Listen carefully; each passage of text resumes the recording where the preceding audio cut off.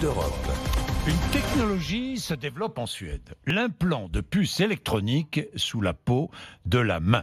La puce a la taille d'un grain de riz. Elle permet de déverrouiller des portes, de valider sa carte de transport, d'activer un ordinateur, simplement en passant sa main devant un lecteur. Exactement comme lorsque l'on paie avec sa carte bleue, vous savez, sans contact, ou que l'on passe son badge sur le lecteur pour entrer dans son entreprise. Les Suédois ont une confiance aveugle dans les nouvelles technologies. Il n'est donc pas étonnant qu'environ 3000 d'entre eux se soient déjà fait implanter une puce électronique.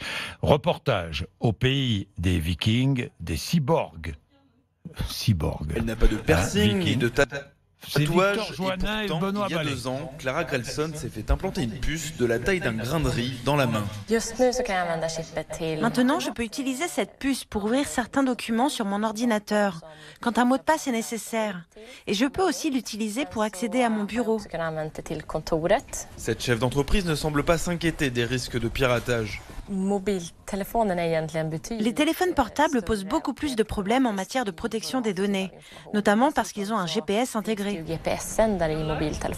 Clara Grelson attend maintenant de pouvoir utiliser sa puce dans les commerces. Une possibilité déjà expérimentée à la cafétéria de l'université de Linköping, 170 km au sud de Stockholm.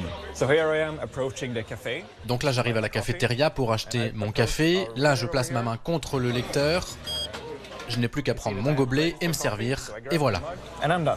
Patrick Sletmo est à l'origine du déploiement de cet implant sur le campus. Une trentaine d'étudiants en sont déjà équipés. C'est pas du tout dangereux d'après ce qu'on m'a dit. La puce est en verre et elle ne perturbe pas l'organisme.